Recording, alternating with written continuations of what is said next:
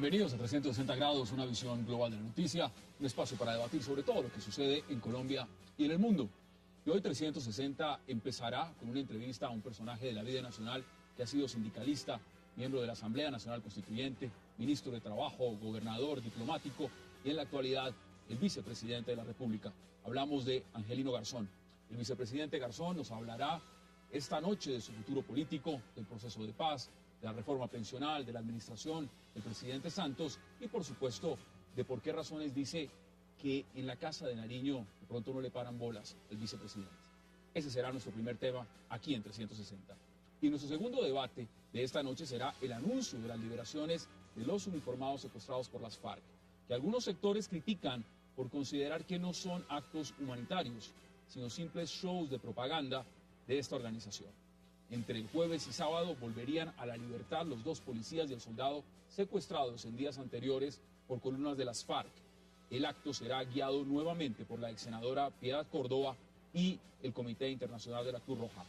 ¿Hasta cuándo seguiremos viendo los colombianos liberaciones de este tipo, controvertidas y a cuentagotas?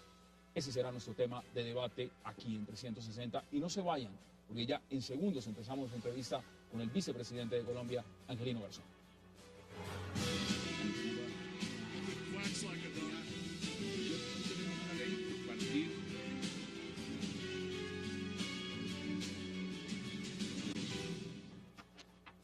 Y le doy la bienvenida de inmediato a 360, señor vicepresidente de Colombia, Angelino Garzón.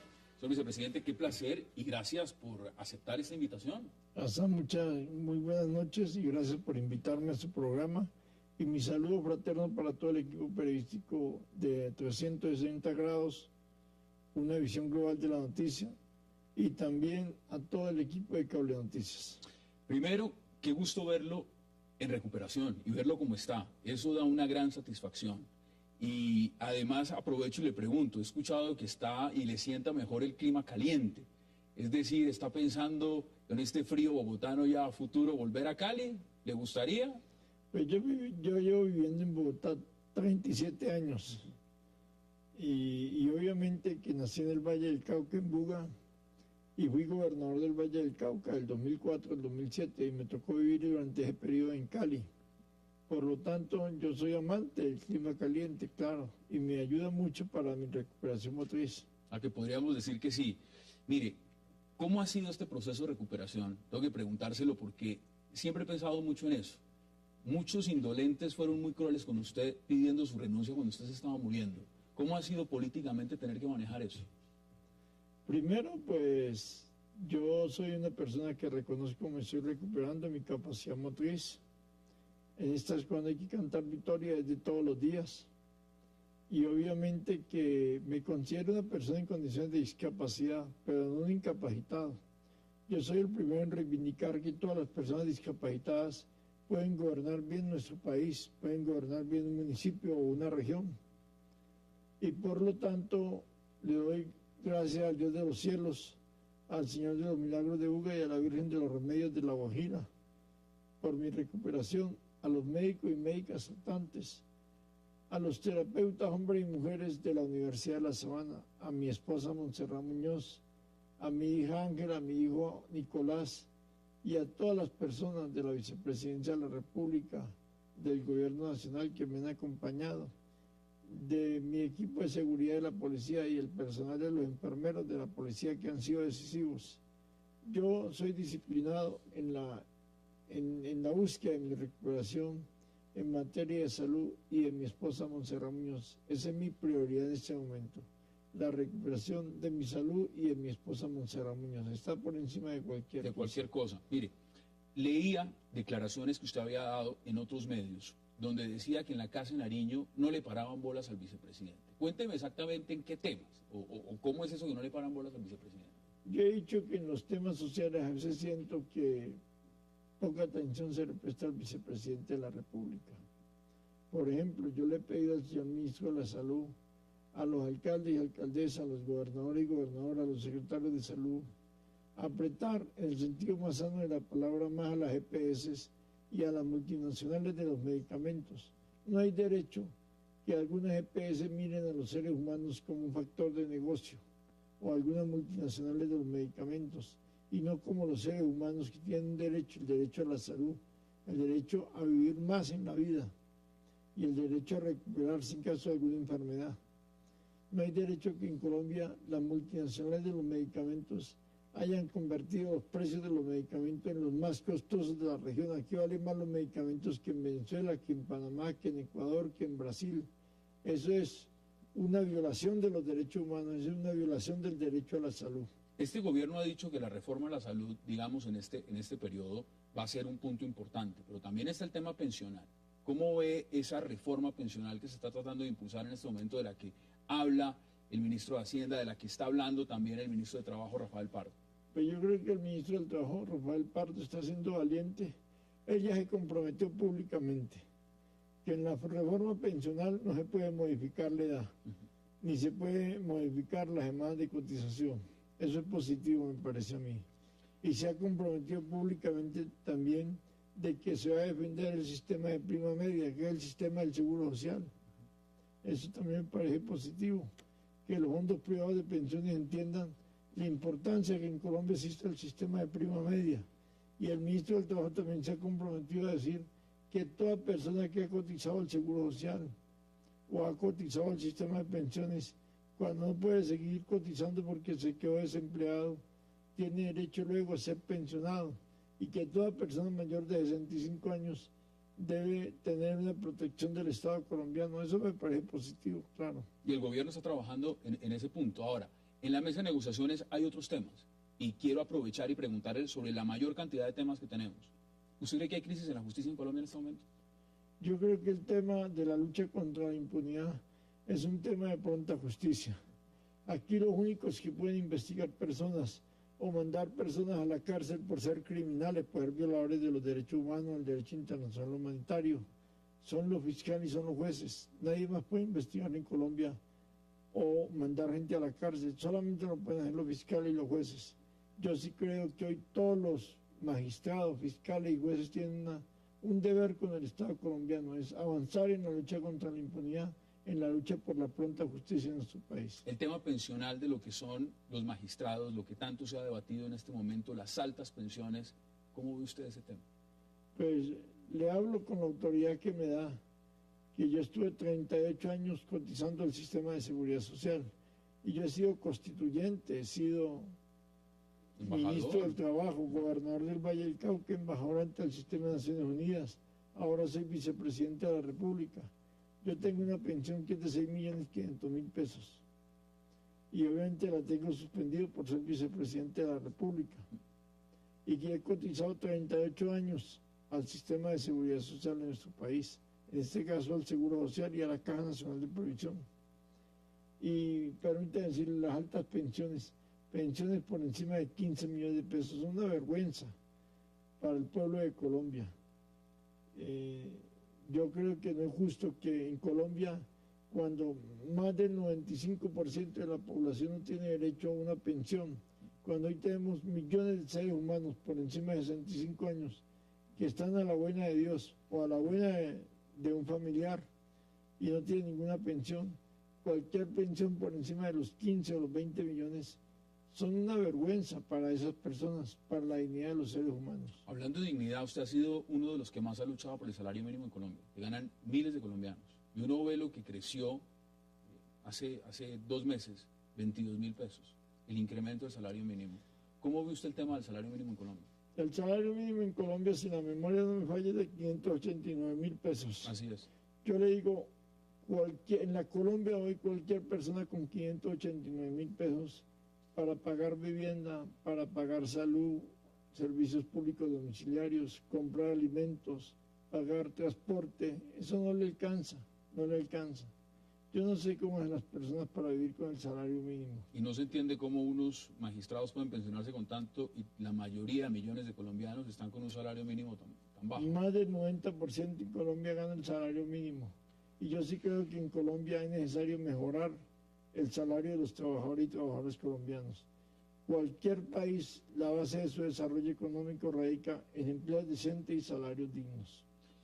El tema en Colombia en este momento es el proceso de paz, lo que está pasando en La Habana. Usted también es un hombre que está, por la posición que ocupa, muy enfocado en el tema de derechos humanos. Si no estoy mal, usted va a estar en Ginebra este 21 de febrero en Suiza, justamente en el Consejo de Derechos Humanos, y va a tener que hablar allá. ¿Cuáles son los temas puntuales que usted va a plantear sobre Colombia y los derechos humanos? Uno de los temas es el tema de la paz. Permítame decirle, yo soy responsable de los derechos humanos por decisión del presidente de la República. Y obviamente que mi labor en Colombia es la promoción y defensa de los derechos humanos. Los derechos humanos es el derecho de toda persona a vivir mejor, en paz, en bienestar y también en tranquilidad. Esos son los derechos humanos, al final de cuentas. ¿Usted cree que esos derechos humanos y en el proceso de paz que estamos viviendo en este momento de diálogo en Colombia, con las FARC, ese proceso de diálogo como se está planteando, ¿a usted le gusta? Pues permítanme decirle, hacer un reconocimiento aquí al presidente Juan Manuel Santos Calderón. Él está siendo valiente en buscar la paz. En Colombia es más difícil hacer la paz que hacer la guerra. En Colombia lo que mandata la Constitución al presidente de la República es buscar la paz y no hacer la guerra. Eso es lo que mandata la Constitución Política Nacional. Y el presidente está actuando de acuerdo con la Constitución Política Nacional. Pero la guerrilla de las FARC en este caso está en deuda social y moral con el derecho de la población a vivir en paz y en tranquilidad. Si la guerrilla le dijera a la población de Colombia, no al presidente Santos, no a los negociadores del gobierno en La Habana, no, al pueblo de Colombia le dijera, vea, a partir de hoy vamos a dejar de secuestrar gente, a partir de hoy vamos a poner en libertad a todas las personas que tenemos secuestradas, a partir de hoy vamos a cesar el reclutamiento forzado de niños, niñas, adolescentes y jóvenes, a partir de hoy vamos a cesar la colocación de minas antipersonas. A partir de hoy vamos a cesar la voladura de torres, de acueductos, de oleoductos, de escuelas. A partir de hoy vamos a respetar el derecho de la población a vivir en paz y en tranquilidad. Eso sería una acción profundamente revolucionaria de la guerrilla de las FARC. Pero en este momento estamos viendo todo lo contrario. Es decir, lo que vimos, por ejemplo, en Miraflores, en Guaviare, provocar un incendio, esperar a que llegue la población civil, esperar a que lleguen los organismos de policía, apagar un incendio, inmediatamente detonar un artefacto donde muere un policía, muere un niño y además 30 heridos. ¿Qué estamos viendo entonces en ese panorama? En este Mire, proceso? cada acción criminal de la guerrilla de las FARC, cada secuestro, cada voladura de torres, cada acción terrorista de la guerrilla de las FARC, cada asesinato de la guerrilla de las FARC, es un tiro a la paz. Es un tiro que pega a sí mismo la guerrilla de las FARC. Son actos contrarrevolucionarios, hablan en teoría revolucionaria. La guerrilla de las FARC debería cambiar su discurso, ser un discurso más propositivo, más revolucionario, más a favor de la paz, que es un derecho de la población a vivir en tranquilidad. Creo que si la guerrilla de las FARC dijera, a partir de hoy cesamos cualquier acción violenta contra el pueblo de Colombia, el pueblo de Colombia le reconocería eso más como una acción revolucionaria. ¿Usted ve eso posible en este momento, dada esta coyuntura, cuando uno ve las declaraciones de Iván Márquez, de Santrich y demás, que lo que están es diciendo, esto no es una mesa de sometimiento, esto es una mesa de diálogo y aquí vamos, y sabíamos desde que nos sentamos que estamos en un proceso de guerra, estamos en guerra abierta, estamos dialogando, pero estamos en guerra abierta? En una relación de derechos y deberes, el pueblo de Colombia tiene un derecho, el derecho de vivir en paz y en tranquilidad y a que se le respete ese derecho. Y la guerrilla tiene un deber, el deber de respetar el derecho de la población a vivir en paz y en tranquilidad. Yo creo que todas estas acciones criminales de la guerrilla de las FARC son conspiraciones contra la paz. Antes de que vayamos a la pausa, ¿qué sabe usted extraoficialmente? Me ha llegado información que Sergio Jaramillo viajaría, por ejemplo, a reunirse con Nicolás Maduro mañana en Venezuela justamente para tratar el tema del proceso de paz. No tengo ni idea, yo lo único que sé es que el gobierno de Colombia ha aceptado que el gobierno de Venezuela y el gobierno de Chile sean acompañantes de este proceso de paz y que el gobierno de Cuba y de Noruega jueguen un papel importante en este proceso de paz. Es lo único que sé, no sé nada más. Vamos a hacer la pausa y ya regresamos porque tenemos todavía muchas cosas que hablar con el señor vicepresidente de Colombia, Angelino Garzón. No se vayan, ya regresamos.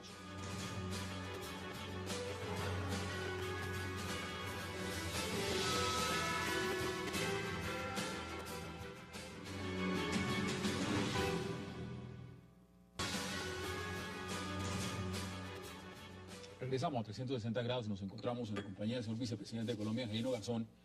Señor vicepresidente, ¿deben las FARC, porque uno de los temas de fondo y que se está negociando es participación en política? ¿Usted cómo ve la participación en política de miembros de FARC directamente mañana en el Congreso, sea Timochenko, sea Iván Márquez, cualquiera de ellos?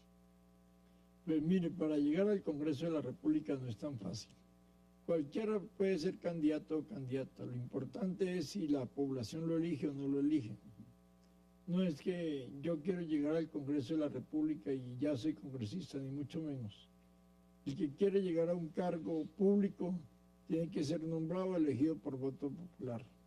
Y obviamente que yo por principios estoy porque los acuerdos de La Habana terminen en un acuerdo de paz, porque vuelvo y le repito, lo que más quiere el pueblo de Colombia es que la guerrilla se comprometa con un acuerdo de paz tal como lo ha pedido el gobierno nacional. Y obviamente que yo prefiero ver guerrilleros hablando que disparando. En este proceso hay un tema de tiempo. Algunos dicen el presidente Santos ha sido muy claro en eso.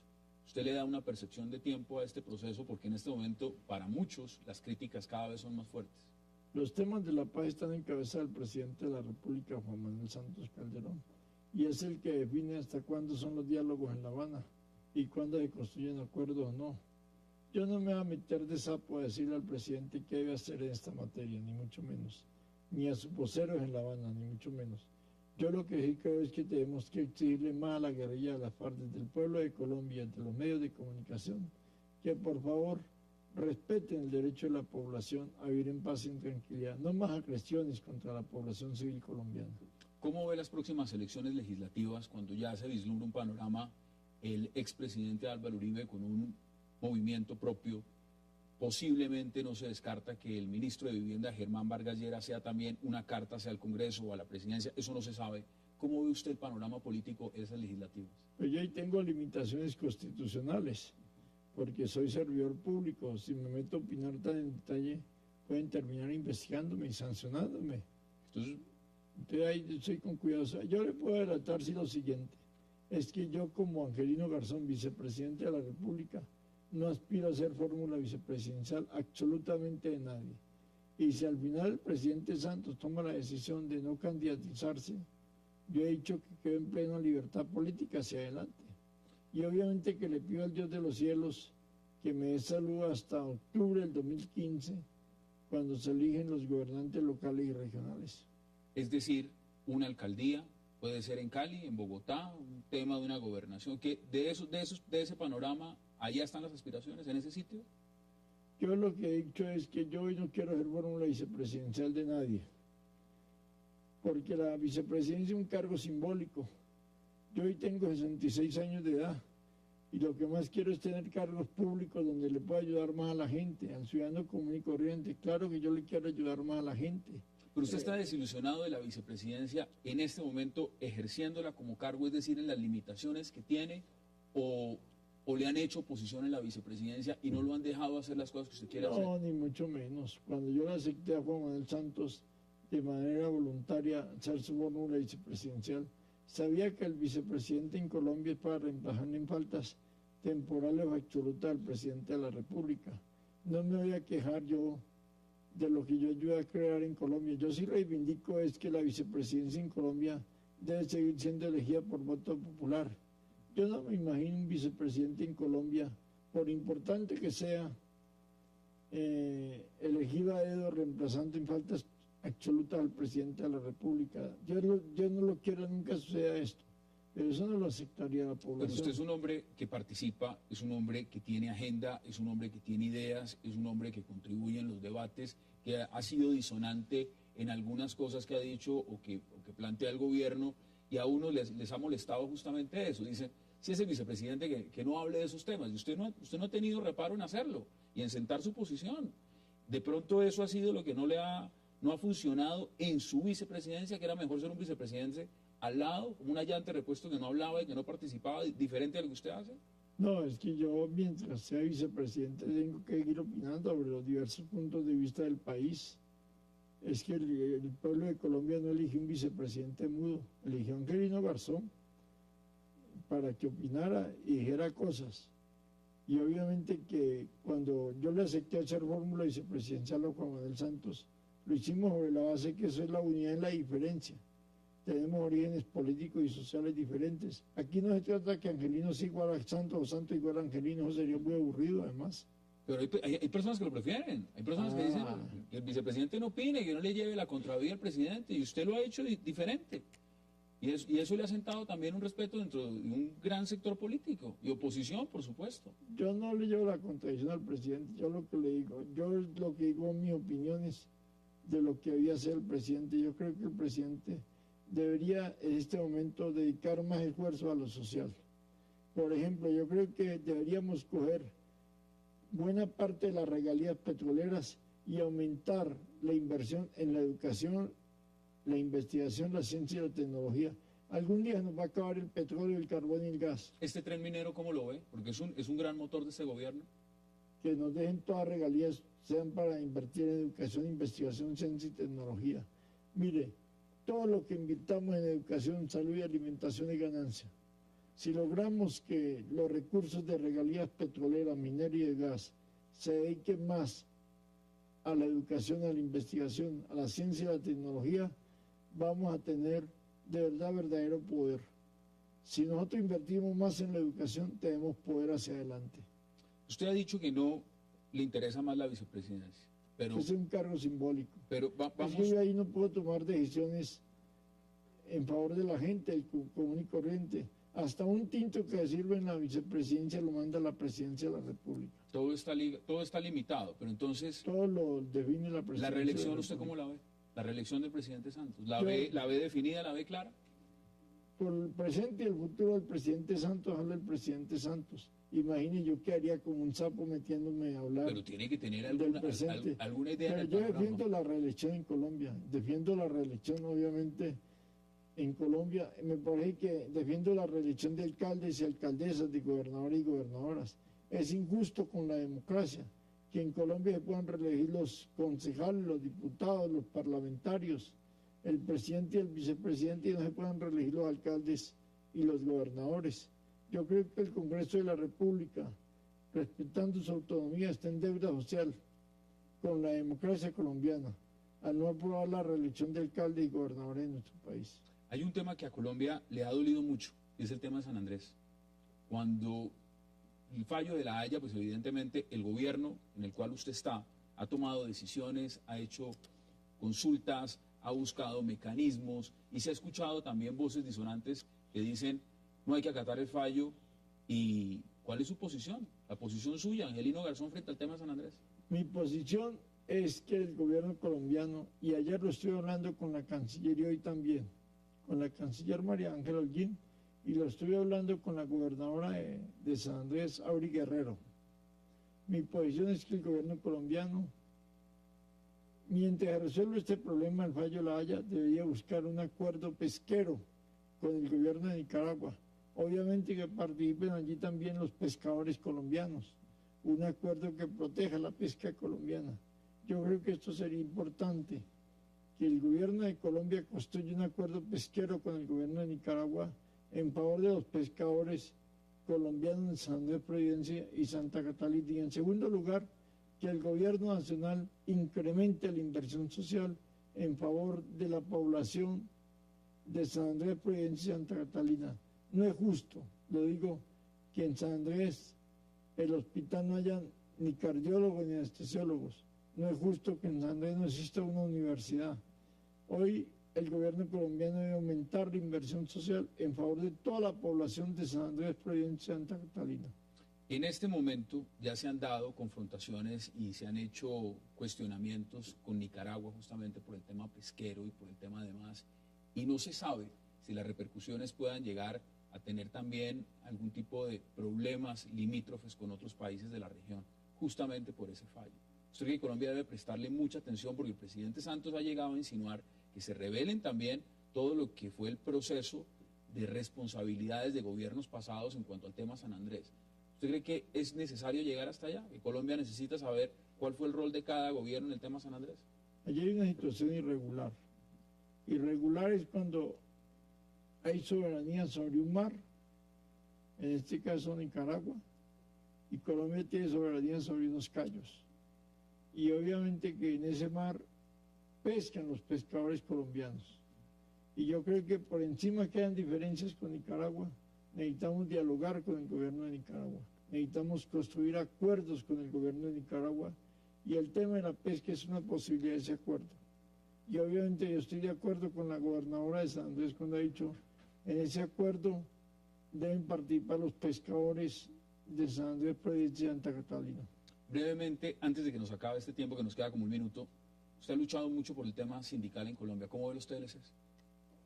Pues yo defiendo que haya un TLC con los Estados Unidos, con el Canadá, con la Unión Europea. Y obviamente que defiendo la cláusula que ha quedado ahí con los 3 TLCs relativa al respeto a los derechos humanos, incluyendo los derechos laborales. Los tratados de libre comercio tienen que conllevar que en Colombia haya mayor compromiso del gobierno y de los empresarios en favor de los derechos humanos, incluyendo los derechos laborales. Y defiendo el sindicalismo como institución de la democracia.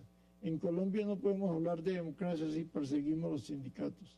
Y los sindicatos significa también dialogar con ellos. Nadie entiende que Colombia, en el gobierno de Colombia, dialogue con los ilegales en La Habana y no dialogue con los legales. Los legales son los sindicatos, son las organizaciones de estudiantes, las juntas comunales, las organizaciones campesinas. Y obviamente el diálogo social tiene que ser un eje fundamental en la relación del gobierno colombiano a todo nivel con los sindicatos, por ejemplo. Cuénteme cómo estuvo la fiesta del procurador, del matrimonio de la hija del procurador. Pues yo fui a la misa, ¿A la fiesta no fue? No, yo no fui al country porque andaba mal de salud. Ese día había llegado de Riohacha y obviamente el cambio de altura me ha afectado. Y la próxima semana va para Ginebra.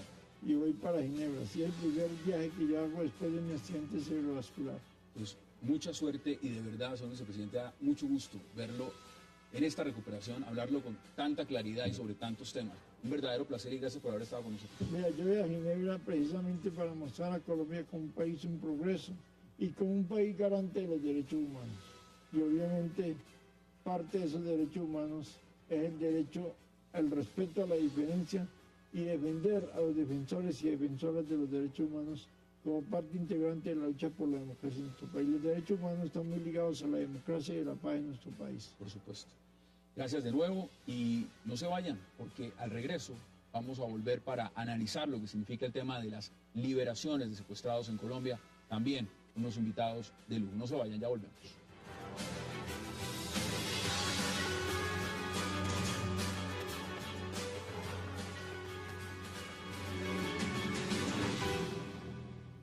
Ya está todo eso listo, informado en las coordenadas, pero pues obviamente por razones de seguridad no les puedo dar a conocer.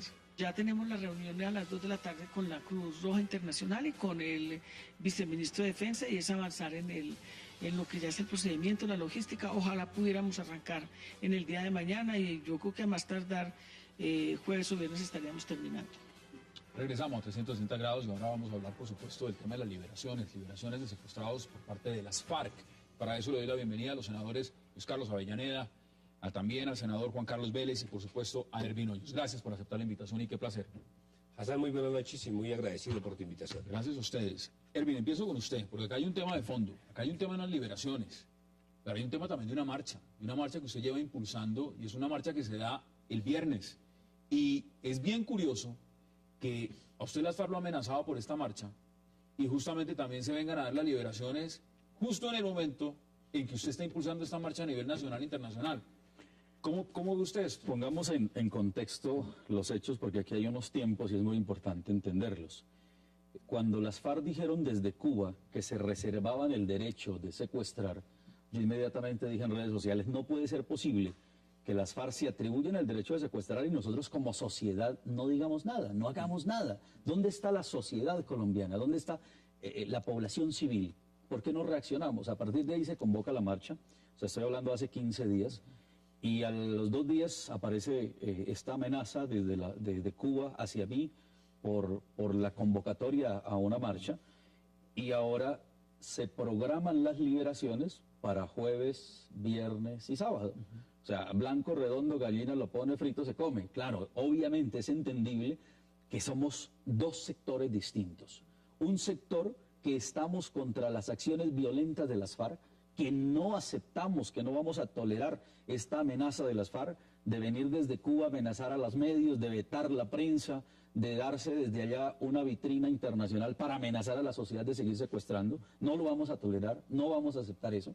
Entonces, ese sector de la sociedad que se siente afectada con la posición guerrerista de las FARC en medio de los diálogos de paz, pues vamos a manifestarnos. Y hay otro sector, que es el que ya conocemos, que obviamente aplaude y nunca critica los actos criminales de las FARC, como anoche, haber propiciado un incendio para luego lanzarle una granada a la población civil, a los que estaban allí, y crear un acto literalmente de barbarie. Hay gente que no tiene criterio para criticar eso. Pues los que no son capaces de criticar eso y lo aplauden, o tal vez se quedan callados, pues que sigan allá, que nosotros seguimos por el otro lado. Mientras estamos acá hablando, voy mirando acá medios nacionales, internacionales, e internamente también me informan. ELN dice que liberó a los 5 contratistas plagiados en sur de Bolívar.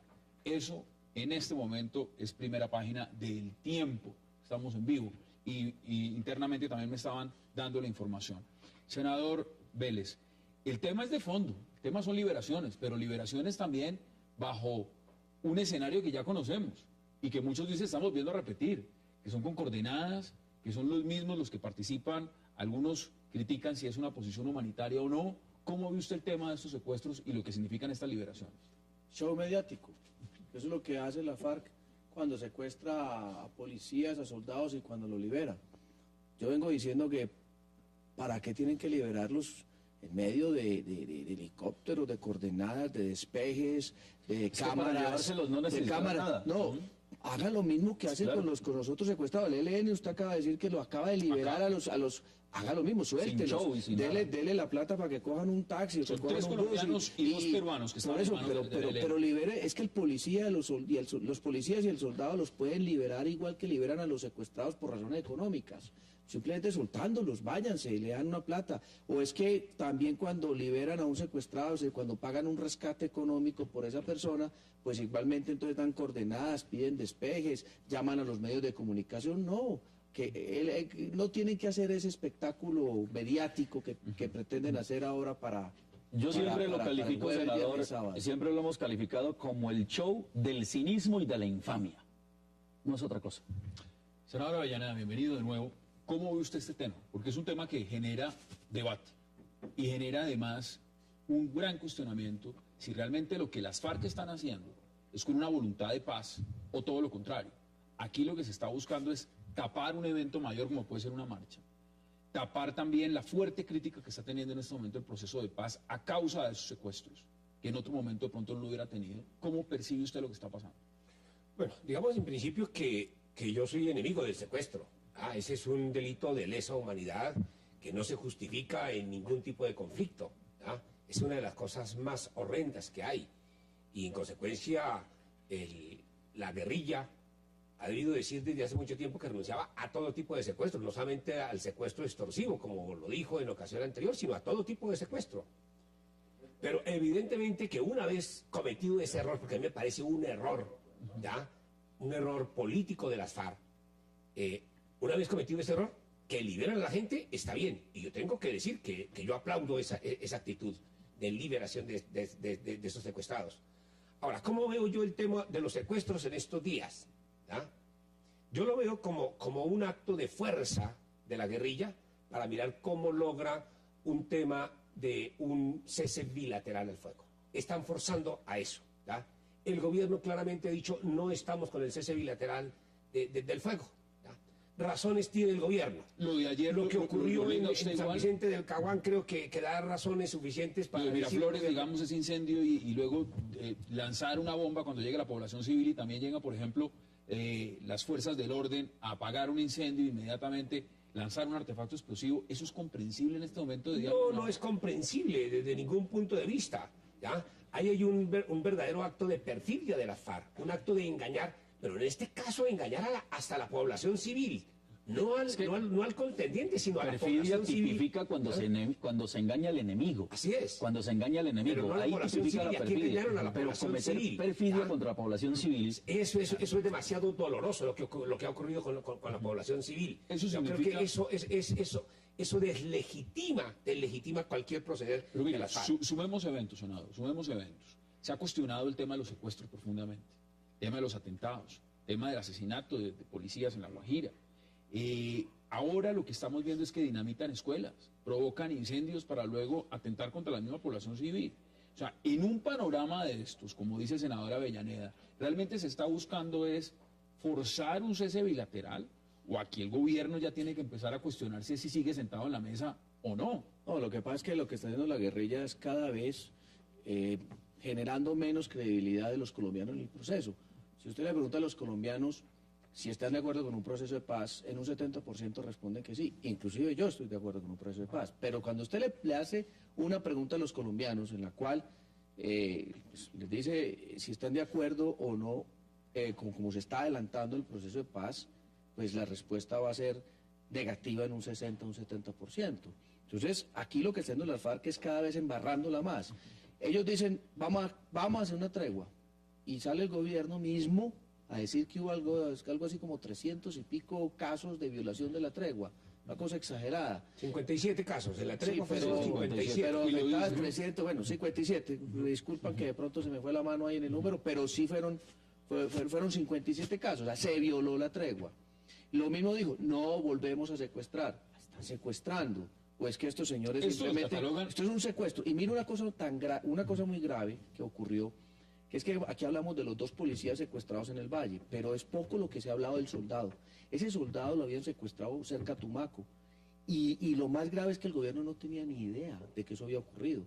Quien denunció eso fue Rafael Guarín, porque tuvo esa información por alguna persona que se la suministró, y que eso generó una reacción del gobierno cuando empezaron a preguntarle a las FARC en la misma Habana, ¿dónde es que está este señor? ¿Por qué ustedes no han mencionado que tienen un soldado secuestrado? Y la pregunta que yo me hago entonces es, ¿cuántos soldados tienen secuestrados que nosotros no sabemos? Hay 196 miembros de la fuerza pública, 196 miembros de la fuerza pública, entre policía, ejército, infantería de marina, funcionarios civiles al servicio del ejército, unos agentes del DAS, miembros de la Fiscalía. En total son 196 que el mismo Estado incluso se han encargado de mantener eso en total reserva. Yo cuando empecé a decirlo hace poco en una manifestación, un general me dijo, Ervin, ¿de dónde sacó esa cifra? Le dije yo, señor general, aquí tengo el oficio directamente de personal del Comando General, en donde me están dando el listado de todos los que están desaparecidos. Vamos a la pausa porque quiero volver sobre ese tema que Ervin ha puesto sobre la mesa, por supuesto, y es el número total de los que estarían secuestrados de fuerzas militares y de policía de las FARC. Hagamos la pausa en 360 y ya regresamos.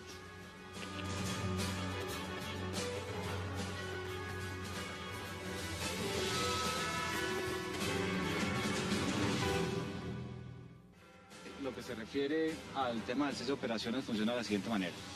Si hoy se entrega la información por parte del CICR al Ministerio de Defensa Nacional, a las 7 de la noche empezaría el cese de operaciones militares a partir del día de mañana a las 18 horas hasta el día viernes a las 6 de la mañana, lo que implicaría que la operación para la liberación de los secuestrados del primer grupo se realizaría el día jueves. La segunda operación en principio sería el día sábado, lo cual implica que la información del área para el cese de operaciones militares debería ser entregada por el CICR al Ministerio de Defensa Nacional el día jueves y empezaría el cese de operaciones el día viernes a las 18 horas hasta las 6 de la mañana del día domingo, como está establecido en los protocolos. Regresamos a 360 grados y le quiero dar la bienvenida a esta mesa a Héctor Riveros. Héctor, bienvenido y gracias por aceptar la invitación. Muchas gracias a ustedes por la invitación. ¿Cómo ve el proceso de liberaciones de estos policías y un soldado? Bueno, pues que recupere la libertad cualquier persona que esté secuestrada siempre es una buena noticia.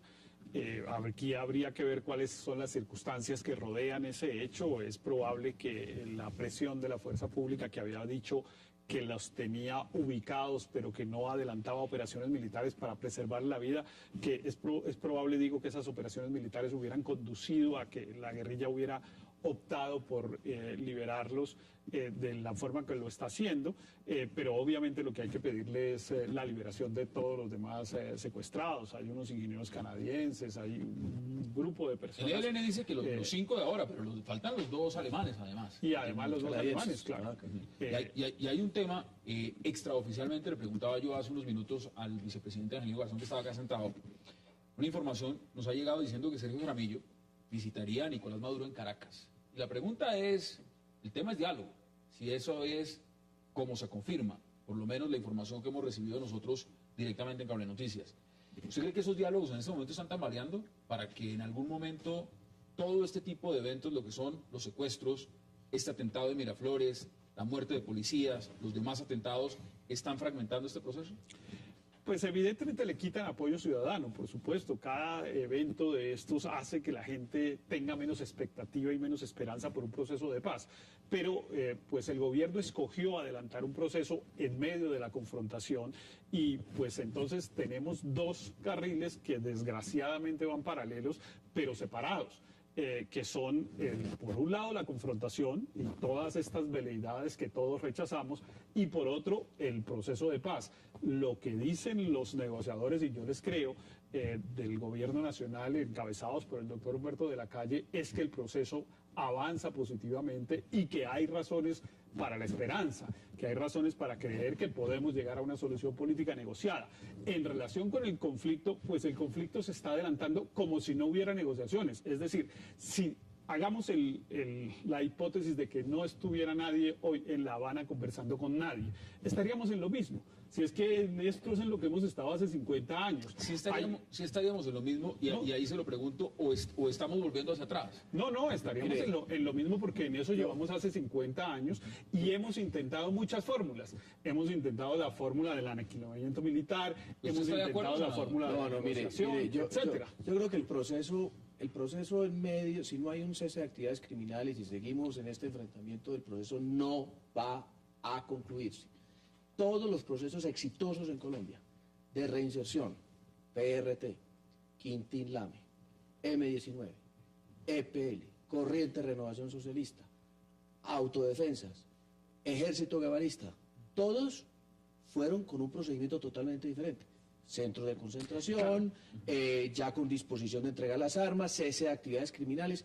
En cambio, todas las veces que se ha negociado con el ELN y con las FARC, en medio del conflicto o en medio del enfrentamiento entre las partes, todos han fracasado. O sea, este proceso va a tener el mismo fin. Claro, es que yo me refiero al conflicto, no al proceso. Supongamos que el proceso fracasa y se acaba. Lo que yo estoy diciendo es que el conflicto sigue igual. Es decir, que matan niños, secuestran ciudadanos, afectan la población civil, narcotrafican, todo eso que ya todos sabemos y que repetimos permanentemente. Claro. Eso sigue pasando y va a seguir pasando con proceso o sin proceso. Entonces, la pregunta es si abandonamos el proceso y seguimos en lo mismo, quejándonos de los mismos hechos de violencia sin intentar una solución negociada. Ahí sí yo quería opinar. ¿Qué dice? Yo quería opinar, Hassan. No, yo sí le apuesto al proceso de paz. ¿Ya? Yo creo que durante el gobierno del presidente Uribe se trabajó mucho el tema de la vía militar. El presidente dijo, en 6 meses acabo ese conflicto. ¿Ya? Denme harto presupuesto para fortalecer la fuerza pública. Le quitamos plata a la educación, le quitamos plata a la salud, le quitamos gasto social infinitamente a esto. Y vea, ¿qué pasó? Dijo, 18 meses más y acabo con la FARC. ¿En qué estamos? No, ahí seguimos, matándonos los unos y los otros. Yo sí creo, yo le apuesto, y estamos en eso, la ley de víctimas la aprobamos para eso, el marco para la paz lo aprobamos para eso, para apostarle a esa vía. Ojalá se dé. Ojalá se dé. Y la pregunta es si hay gestos en este momento que muestren eso. Yo creo que no nos podemos olvidar que aquí hay dos ambientes. Uno es el ambiente que se viva en Cuba y otro es el ambiente que está en Colombia, y es lo que se llamaría la percepción, ¿cierto? Esa percepción de negociación. Cuando el gobierno nos dio la noticia de que había unas aproximaciones y que se iban a formalizar ya el inicio de unos diálogos, todos nos alegramos en el país. Pero bastó nada más con el primer día, recordémoslo, el primer día de la rueda de prensa en Cuba, cuando todo el país estaba esperando que las FARC entraran con un aire distinto, empezando por reconocer las víctimas, por ejemplo, empezando por no negar sus crímenes. Y lo primero que nos encontramos es cuando dicen, no hemos secuestrado, no tenemos secuestrados, no tenemos desaparecidos.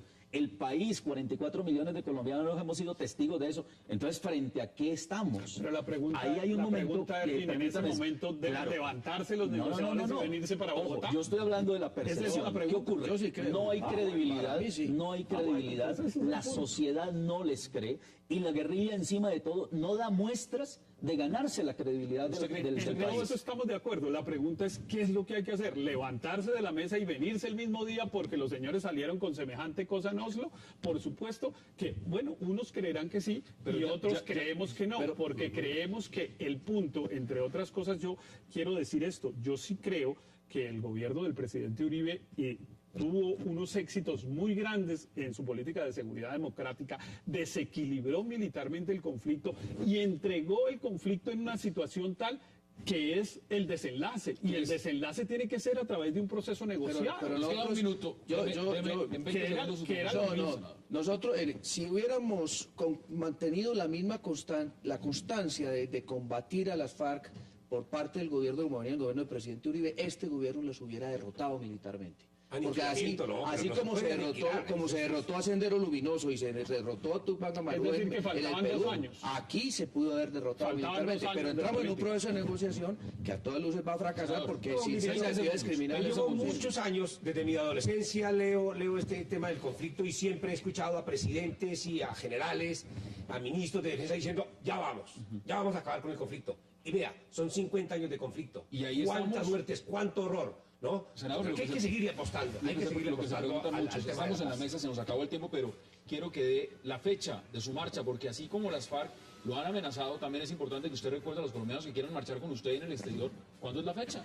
Próximo viernes 15, a partir de las 9 de la mañana, movilización nacional hacia todas las plazas públicas del país. Vamos como sociedad civil, y ojo, en Colombia no hemos tenido una paz verdadera, porque la sociedad civil siempre se ha excluido. Cree que el problema de la solución del conflicto es solamente el gobierno y de las fuerzas. La sociedad civil somos los que tenemos que tomar las decisiones como sociedad activa y demostrar lo que podemos hacer. Por eso, el viernes 15, a partir de las 9 de la mañana, 12 del día, la gran concentración. Héctor Riveros, gracias por haber aceptado la invitación. Muchas gracias. Erwin Hoyos, gracias por aceptar la invitación. Senador Vélez, como siempre, gracias por aceptar la invitación. Y senadora Avellaneda, gracias por aceptar la invitación. A ustedes, gracias por acompañarnos. Nos vemos mañana de nuevo aquí a la misma hora, 8 p.m. 360, para seguir debatiendo la agenda política de Colombia y del mundo. Es una próxima oportunidad.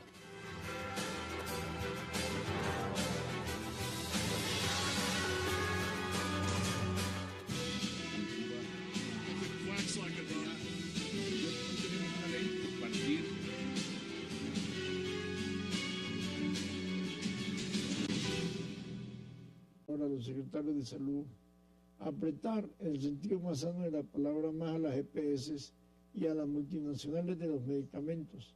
No hay derecho que algunas EPS miren a los seres humanos como un factor de negocio, o algunas multinacionales de los medicamentos, y no como los seres humanos que tienen derecho, el derecho a la salud, el derecho a vivir más en la vida y el derecho a recuperarse en caso de alguna enfermedad. No hay derecho que en Colombia las multinacionales de los medicamentos hayan convertido los precios de los medicamentos en los más costosos de la región. Aquí valen más los medicamentos que en Venezuela, que en Panamá, que en Ecuador, que en Brasil. Eso es una violación de los derechos humanos, es una violación del derecho a la salud. Este gobierno ha dicho que la reforma a la salud, digamos, en este periodo va a ser un punto importante, pero también está el tema pensional. ¿Cómo ve esa reforma pensional que se está tratando de impulsar en este momento, de la que habla el ministro de Hacienda, de la que está hablando también el ministro de Trabajo, Rafael Pardo? Pues yo creo que el ministro del Trabajo, Rafael Pardo, está siendo valiente. Él ya se comprometió públicamente que en la reforma pensional no se puede modificar la edad, ni se puede modificar la...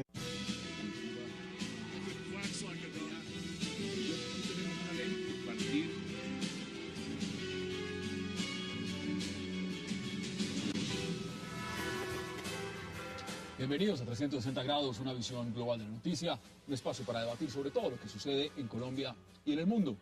Y hoy 360 empezará con una entrevista a un personaje de la vida nacional que ha sido sindicalista, miembro de la Asamblea Nacional Constituyente, ministro de Trabajo, gobernador, diplomático y en la actualidad el vicepresidente de la República. Hablamos de Angelino Garzón.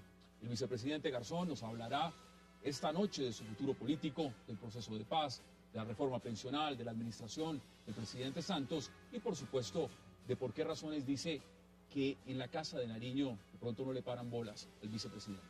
Ese será nuestro primer tema aquí en 360. Y nuestro segundo debate de esta noche será el anuncio de las liberaciones de los uniformados secuestrados por las FARC, que algunos sectores critican por considerar que no son actos humanitarios, sino simples shows de propaganda de esta organización. Entre el jueves y sábado volverían a la libertad los 2 policías y el soldado secuestrados en días anteriores.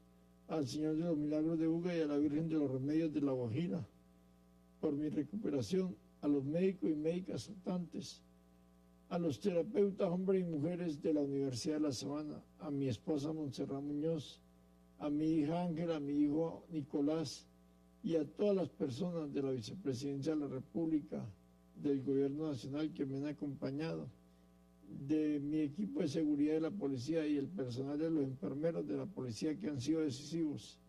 Yo soy disciplinado en la búsqueda de mi recuperación en materia de salud y de mi esposa Montserrat Muñoz. Esa es mi prioridad en este momento, la recuperación de mi salud y de mi esposa Montserrat Muñoz. Está por encima de cualquier cosa. Mire, leía declaraciones que usted había dado en otros medios, donde decía que en la Casa de Nariño no le paraban bolas al vicepresidente. Cuénteme exactamente en qué temas, o cómo es eso que no le paran bolas al vicepresidente. Yo he dicho que en los temas sociales a veces siento que poca atención se le presta al vicepresidente de la República. Por ejemplo, yo le he pedido al señor ministro de la Salud, a los alcaldes y alcaldesas, a los gobernadores y gobernadores. Sí, ¿está pensando en este frío bogotano ya a futuro volver a Cali? ¿Le gustaría? Pues yo llevo viviendo en Bogotá 37 años y obviamente que nací en el Valle del Cauca, en Buga, y fui gobernador del Valle del Cauca del 2004 al 2007 y me tocó vivir durante ese periodo en Cali. Por lo tanto, yo soy amante del clima caliente, claro, y me ayuda mucho para mi recuperación motriz. A que podríamos decir que sí. Mire, ¿cómo ha sido este proceso de recuperación? Tengo que preguntárselo porque siempre he pensado mucho en eso. Muchos indolentes fueron muy crueles con usted pidiendo su renuncia cuando usted se estaba muriendo. ¿Cómo ha sido políticamente tener que manejar eso? Primero, pues yo soy una persona que reconozco que me estoy recuperando mi capacidad motriz. En estas cuando hay que cantar victoria desde todos los días. Y obviamente que me considero una persona en condiciones de discapacidad, pero no un incapacitado. Yo soy el primero en reivindicar que todas las personas discapacitadas pueden gobernar bien nuestro país, pueden gobernar bien un municipio o una región. Y por lo tanto, le doy gracias al Dios de los cielos. Exteriores por columnas de las FARC. El acto será guiado nuevamente por la ex senadora Piedad Córdoba y el Comité Internacional de la Cruz Roja. ¿Hasta cuándo seguiremos viendo los colombianos liberaciones de este tipo, controvertidas y a cuentagotas?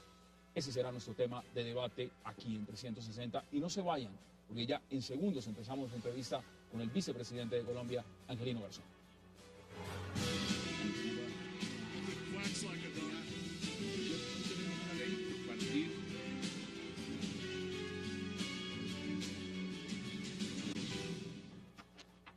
Y le doy la bienvenida de inmediato a 360, señor vicepresidente de Colombia, Angelino Garzón. Señor vicepresidente, qué placer y gracias por aceptar esta invitación. Hassan, muy buenas noches y gracias por invitarme a su programa. Y mi saludo fraterno para todo el equipo periodístico de 360 grados, una visión global de la noticia, y también a todo el equipo de Cable Noticias. Primero, qué gusto verlo en recuperación y verlo como está. Eso da una gran satisfacción. Y además aprovecho y le pregunto, he escuchado que está y le sienta mejor el clima caliente. Es decir,